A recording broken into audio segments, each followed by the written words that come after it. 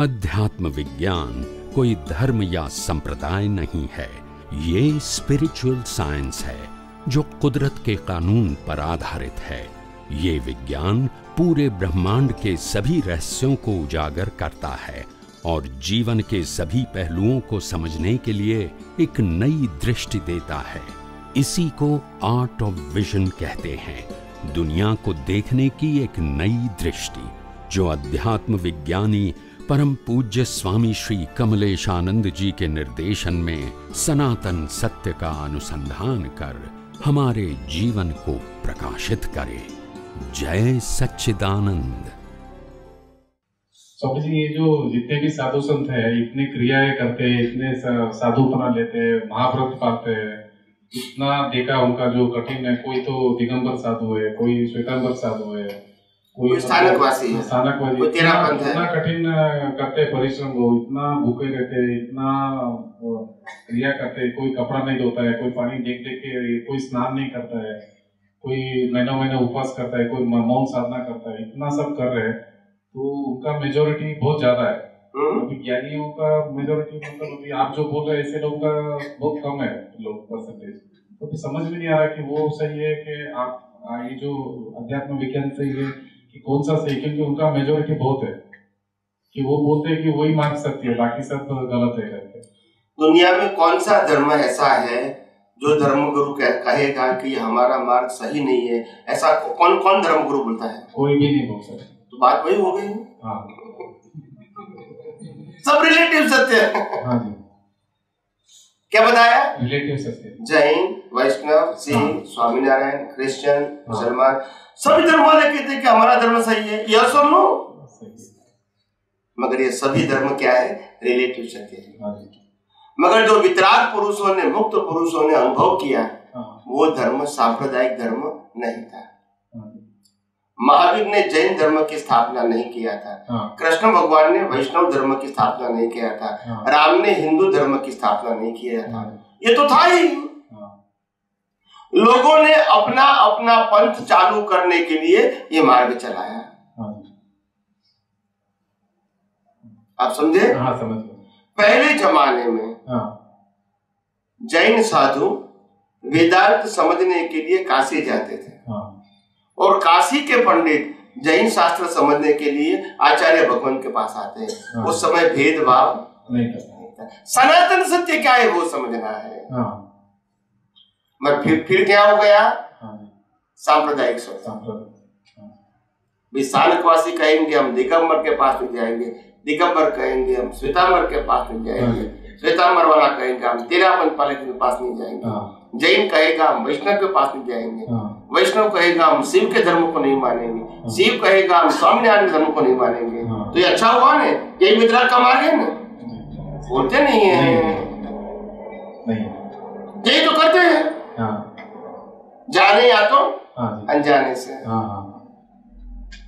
जब कुदरती रचना देखोगे तो भेद बनेगा नहीं। तो हमको अभेद होना है कि भेद बनना है? अभेद होगा। तो क्रिया क्या करते हैं वो इम्पोर्टेंट नहीं है। हाँ जी। कोई ध्यान करे, कोई योग करे, कोई माला गिने, कोई पूजा पाठ करे, कुछ भी करे, प्रश्न क्रिया का नहीं है। प्रश्न मन वचन काया से जो होता है वो कुदरती रचना देखने का है। यानी आध्यात्म विज्ञान को कोई भी क्रिया से कोई परहेज नहीं है, मगर दृष्टि से परहेज है। आप कोई भी क्रिया को पुरुषार्थ मानते हैं, बस वो आपकी अज्ञानता है। अभी आप समझ आ गए? और इसीलिए आध्यात्म विज्ञान ये नहीं कहता है कि तुम पूजा करो या न करो, आरती करो या न करो, मंदिर जाओ या न जाओ, माला गिनो या ना गिनो, शादी करो या ना करो। ये आध्यात्म विज्ञान का विषय नहीं है।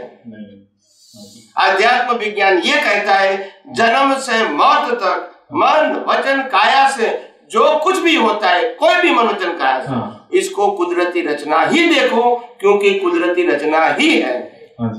और इससे ही तुम्हारा सब अज्ञान खत्म हो जाएगा दृष्टि में से। कर्ता भाव और मालिकी भाव दृष्टि में से। यस और नो? बस यही वितरागों का, मुक्त पुरुषों का, अनुभवी पुरुषों का मार्ग है। इसमें पक्ष पंथ वाड़ा नहीं है। तो और मैं आध्यात्म विज्ञान की बात करता हूँ, ये विज्ञान मेरा नहीं, ये तो सनातन है, था है और प्रेजेंटेशन मेरा है, क्योंकि अनुभव मेरा है। हाँ। मगर विज्ञान तो सनातन है, क्योंकि कुदरत के कानून के ऊपर आधारित है, 6 सनातन तत्व के ऊपर आधारित है, जो था है और तत्व भी रहेगा और कानून भी। जो रामकृष्ण महावीर के समय जो तत्व थे, 6 तत्व और कानून था कुदरत का, वही 6 तत्व और कुदरती कानून अभी भी है और बाद में भी। तो इसमें मेरा तेरा का सब्जेक्ट आया नहीं, मगर धर्म का मतलब मेरा तेरा, यस और नो। और कोई भी क्रिया को कहूँ मैं करता हूँ, वो भी मेरा तेरा हो गया। भी तुम योग करते हो, वो नहीं करते, तुम माला गिनते हो, वो नहीं गिनते हैं, तुम पूजा करते हो, वो नहीं करते हैं, तुम ध्यान करते हो या नहीं करते, आया कि नहीं आया डिफरेंट। मगर जब कुदरती रचना बोला तो ध्यान करे वो भी कुदरती रचना, नहीं करे वो भी, तो फिर राजवंश होगा, तो भेदभाव होगा नहीं होगा। यही तो अभेद दृष्टि बनाने का रास्ता है और यही देहाध्यास मिटाने का रास्ता है। अगर शरीर से बनी हुई क्रिया को ही पुरुषार्थ मानोगे, वहां तक तो आपके अंदर अज्ञानता है ही, चाहे पाप के रूप में है या पुण्य के रूप में। अज्ञानता को मिटाना है तो मन वचन काया की सभी अवस्था को कुदरती रचना समझना पड़ेगा, देखना पड़ेगा, मानना पड़ेगा और अनुभव भी करना पड़ेगा। It is a matter of experience, it is not matter of only words. ये अध्यात्म विज्ञान अनुभूति के लिए, ऐसे प्रेजेंटेशन के लिए नहीं। तो पुरुषार्थ क्या है? मतलब अभी जाएंगे, कोई मांस खा लेगा, कोई विवेक तो रखना चाहिए कि भाई एक इंद्रिय खाना है, बाकी पंचेंद्रिय नहीं खाना है। ये विवेक में पुरुषार्थ में क्या फर्क है? मतलब ये कौन सही डिसीजन लेगा? नहीं तो हर आदमी गलत तो चला जाएगा, कोई रेप कर लेगा। किसी को आपका प्रश्न खत्म हो गया तो मेरा उत्तर शुरू होगा, ठीक है? मैं सुनता हूँ। पुरुषार्थ के बारे में ही है मेरा कि सही गलत अगर आदमी को दिमाग में नहीं आएगा कि क्या करना क्या नहीं करना, तो हर आदमी गलत ही करेगा। फिर अभी हमारे हाथ में पुरुषार्थ नहीं है, ये पुरुषार्थ नहीं है, कुदरती रचना है। तो कुदरती रचना देखते देखते आदमी गलत काम कर देगा, तो इसका सॉल्यूशन बताइए। कुदरती रचना, कोई भी क्रिया को कुदरती रचना मानोगे, ये वन साइड है कि सबके लिए एक है? सबके लिए एक है। और सभी अवस्था के लिए या समूह? सभी अवस्था के लिए। हाँ, तो करेक्ट हो, उत्तर दे रहा हूँ, अभी खत्म नहीं हुआ है, ठीक है? मैं पॉज ले रहा हूँ, क्यों? आपको समझने का मौका मिले। एक एक करके आपको बात बताता हूँ, जैसे एक एक करके आप प्रश्न करते हैं मेरे को, ऐसा एक एक करके मैं उत्तर देता हूँ। तो कुदरती रचना अच्छा करे बुरा करे, अगर वो सभी अवस्थाओं को, सबकी अवस्थाओं को कुदरती रचना देखता है, तो राम ने अपनी धर्म पत्नी को छुड़ाने के लिए या सुनो रावण के साथ युद्ध किया, लाखों लोगों के हिंसा के निमित्त बने और वही अवतार में मोक्ष में गए। क्यों? कुदरती रचना देखा उन्होंने। आपको उत्तर देना पड़ेगा, वो तो मेरा उत्तर है। नहीं, कुदरती रचना देखा, एकदम सही। और तुम किसी को चाटा लगाओगे तो भी पाप लगेगा। हाँ जी। क्यों? कुदरती रचना नहीं देखा। वो तो मिल गया? हाँ जी, मिल गया। क्रिया से कर्म नहीं है, अज्ञान दृष्टि से कर्म है। हाँ जी। हम क्रिया से कर्म मानते हैं, वो बाल धर्म है। हाँ। या तो लौकिक धर्म है। हाँ। या धार्मिक धर्म है। हाँ। अध्यात्म में क्रिया को ही कुदरती रचना बोलते हैं। हाँ। क्रिया को ही परिणाम बोलते हैं। धर्म में क्रिया को पुरुषार्थ बोलते हैं। यही तो अज्ञानता है। कुदरत कहते हैं ये दुनिया में पैदा हुई कोई भी व्यक्ति को मैंने श्वास लेने की भी स्वतंत्र शक्ति नहीं दिया है। तो फिर वो क्या कर सकता है अपनी मर्जी से? बताइए। श्वास तक नहीं ले सकता है, तो जिस श्वास से ये मन वचन काया चल रहा है, क्या उसमें स्वतंत्रता हो सकती है? नहीं। फिर भी मानता है मैं करता हूँ, योग में करता हूँ, पूजा में करता हूँ, ध्यान में करता हूँ। यही तो अज्ञानता है। क्रिया अज्ञानता नहीं है। क्रिया को मैं करता मानना हो, हूँ करूँ एज क्रिया अज्ञानता नहीं है। क्रिया तो प्रकृति का स्वभाव है और उदय कर्म है। मगर क्रिया को पुरुषार्थ मानना ये अज्ञानता है। और पुरुषार्थ मानते हैं मतलब कुदरती रचना। तो कर्ता पद के आधार से कर्म बंध होता है, क्रिया से नहीं। आप जैन होने? हाँ जी। 24 तीर्थंकर। हाँ जी। इसमें से 3 तीर्थंकर, हाँ। शांतिनाथ, कुंथुनाथ, अरनाथ। हाँ जी। 16, 17 और 18। हाँ जी। क्रम की बात करता हूँ। हाँ। ये तीनों तीर्थंकर चक्रवर्ती के रूप में पैदा हुए थे। हाँ। मैं हिस्टोरिकल बात करता हूँ, मैं अपनी बात नहीं करता हूँ। और तीनों तीर्थंकर चक्रवर्ती के रूप में पैदा हुए। 6 खंड के ऊपर विजय प्राप्त किया। 6 कंट्री नहीं, कॉन्टिनेंटल। कितना युद्ध करना पड़ेगा बताइए, बोलिए। बहुत ज्यादा युद्ध करना पड़ेगा। कितनी हिंसा करनी पड़ेगी? बहुत ज्यादा हिंसा है। कितनी संपत्ति प्राप्त करेंगे? बहुत ज्यादा परीक्षा हो जाएगा। कितनी रानियां होगी? बहुत ज्यादा। कितने बच्चे होंगे? सब बहुत ज्यादा। फिर भी वही अवतार में केवल ज्ञानी, वही अवतार में तीर्थंकर, वही अवतार में मोक्ष, क्यों? इसका उत्तर दो। उन्होंने कुदरती रचना देखा। नहीं, और कोई आंसर है तो आप दे सकते हैं। मेरा आंसर देना जरूरी नहीं है तो मैं मानता हूँ, मगर आपके पास और कोई उत्तर है तो बता सकते हैं। मैं मना तो नहीं करता हूँ, ओपन डिस्कशन। मगर आपके पास उत्तर भी नहीं है और स्वीकारना नहीं है तो अभी मैं कुछ नहीं कर सकता। वो होता है ना, ब्लंट आदमी होता है ना, वो बोलता है मैं मानता भी नहीं हूँ और मेरे पास उत्तर भी नहीं है तो उसको क्या करेंगे भाई? वो जड़ बोलते, जड़ समझते। प्रैक्टिकल व्यक्ति ऐसा बोलते हैं, क्या तो वो अपनी बात प्रेजेंट करेंगे, फिर मैं उसका उत्तर दूंगा, फिर उसमें और प्रश्न करेंगे और आगे जाएंगे। मगर जड़ का मतलब क्या होता है मैं नहीं मानता हूँ तो उसका कोई मतलब नहीं। उससे मैं ऐसे व्यक्तियों के साथ बात भी नहीं करता हूँ कि तुम जो मानते हो वो सही है। जो लोग ओपन है, ओपन समझते हैं, कोई भी बात को समझने के लिए, भले स्वीकार ही नहीं, समझने के लिए तैयार है, तभी मैं उनके साथ डिस्कशन करूं। जो कहेगा, जो व्यक्ति अपने बाउंड्री से बाहर निकलना नहीं चाहते, कुंडाला में रहना चाहते हैं, इसको भगवान भी कुछ नहीं कर सकते। दादा भगवान ने भी कहा ये सब लोग, मैं तो विज्ञान देना चाहता था मगर ये लोगों को क्रिया कांड में ही इंटरेस्ट था। और मैंने जब शुरुआत में विज्ञान देने का प्रयास किया तो सब लोग भाग गए, तावड़ा पगारा छोड़ के भाग गए। जो मैंने दिया था हलेसा के रूप में मेहनत करने, वो भी छोड़ दिया। फिर मेरे को समझ में आया कि ये लोग ये विज्ञान के लिए लायक नहीं है। फिर मैंने सभी महात्माओं को जो भी मेरे को मिले उनको मैंने एक एक करके त्रिमंत्र, नमस्कार विधि, नव कलम, चरण विधि, शुद्धात्मा के प्रति प्रार्थना, आरती, कीर्तन, भक्ति, सामायिक, प्रतिक्रमण सब दिया मैंने। और लोगों को संतुष्ट भी हुआ।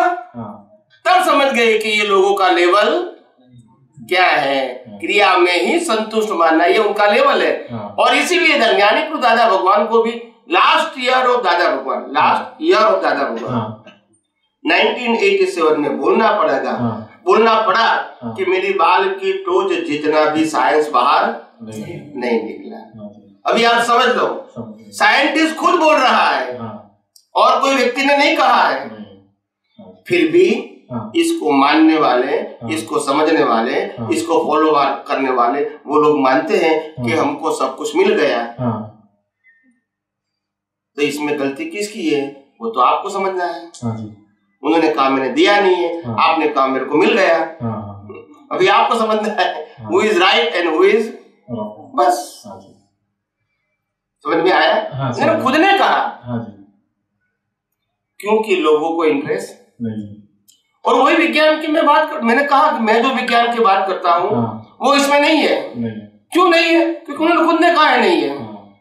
मैंने दिया ही नहीं तो फिर, और जो नहीं दिया है उसकी मैं बात करता हूँ। तो किताबों में ढूंढने की कोशिश मत करना। आप समझे? कोई भी अगर दादा भगवान से बात करेंगे अखंड विज्ञान की तो ये नहीं कहेगा कि श्रीमद् राजचंद्र में की किताब में ढूंढो, ये नहीं कहेंगे कि आगम में ढूंढो, ये नहीं कहेंगे वेदांत में ढूंढो। यस और नो? हर व्यक्ति कहेगा कि ये अनुभव प्रमाण है। और इसीलिए सजीवन मूर्ति की बात श्रीमद् राजचंद्र ने भी कहा और दादा भगवान ने भी कहा। सजीवन मूर्ति ज्ञानी पुरुष ने भी यही कहा कि प्रत्यक्ष के बिना सब अंधेरा है। श्रीमद रामचंद्र ने भी ये कहा कि सजीवन मूर्ति ना लक्ष्य सिवाय जे कई पण કરવામાં આવે છે એ જીવને બંધન કરતા છે અને આ અમારું હૃદય છે।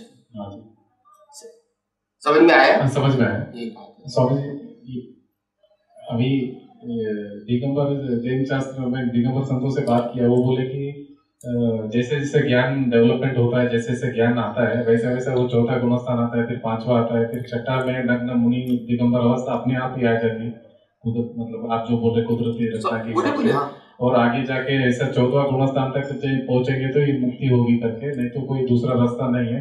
अगर दूसरा जो भी है मानता है तो वो मिथ्यात्व है करके उनका कहना है, वो शास्त्र में भी वैसे ही लिखा हुआ है। तो वो मार्ग और ये मार्ग में थोड़ा समझ में नहीं आ रही। आपका तो एकदम सही लग रहा है कि भी अज्ञान जाना चाहिए, वो लोग वो भी कहते हैं कि अज्ञान जाना चाहिए, मगर अज्ञान जाने का जो रिजल्ट है वो है कि नग्न दिगंबर अवस्था आती है, वही एक प्रूफ है, बोलते हैं कि वही रास्ता पे जा रहे करके, और अपने आप चला जाएगा। अगर वीतराग अवस्था है तो धागे मात्रा का भी परिग्रह नहीं रहेगा बॉडी के ऊपर, अपने आप छूट जाएगा, क्योंकि थोड़ा भी अटैचमेंट नहीं रहेगा उसको।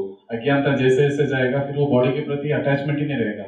तो वो मार्ग है करके बता रहे, तो थोड़ा उसको समझना है कि वो क्या दोनों में डिफरेंस है। उत्तर देने की शुरुआत कर रहा हूँ। हाँ। वितराग बनने के लिए अज्ञान को नग्ना करना है या शरीर को नग्ना करना है? अज्ञान को। और क्या बताऊं? शरीर को नंगा करेंगे क्या ये पशु पक्षी नंगा ही तो होता है? हाँ। तो ज्ञानी हो गए? नहीं हो। तो हाउ यू कैन कंपेयर? तो शरीर को कपड़ा पहनाना ना पहनाना वो तो सामाजिक बात है। हाँ। इसको आध्यात्म में क्यों ले जाते हो? हाँ। शरीर खुद ही कुदरती रचना है, उसको कपड़ा पहनाओ या ना पहनाओ, उसको आत्मा से क्या मतलब है? वो बोलते हैं कि राग है तो ही वो पहन सकता, नहीं तो अपना आप छूट जाएगा, ऐसा उनका। भगवान महावीर ने दीक्षा कब लिया था? एज बताइए। 32। उससे पहले वो अज्ञानी थे? ज्ञानी थे। क्यों? कपड़ा पहनते थे तो फिर ज्ञानी थे। तो अभी आपने बताया कपड़ा पहनने से वो अज्ञानी होते हैं। नहीं, वो बोलते कि राग रहेगा करके, बाद में राग। तुम पहले कपड़े की बात करते हो कि राग तो दृष्टि की बात है, मतलब राग है करके कपड़ा पहन रहा है, ऐसा वो बोलते हैं। उसका क्लेरिफाई फिर बात वही आ गई। आपने पहले एक शब्द बोला, फिर उमेरा राग, फिर एक उमेरो, फिर एक उमेरो, फिर एक उमेरो के। मैं जितना पसंद आपको उमेरना पड़ेगा, ऐड करना पड़ेगा।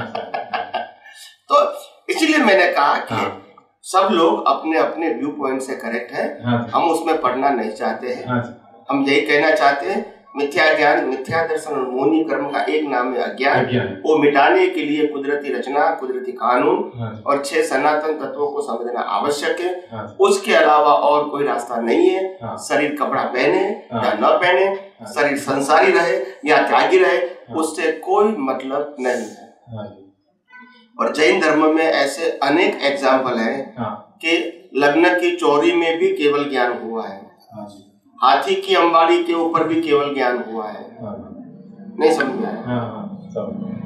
ऐसे बहुत सारे एग्जाम्पल जैन धर्म में ही है।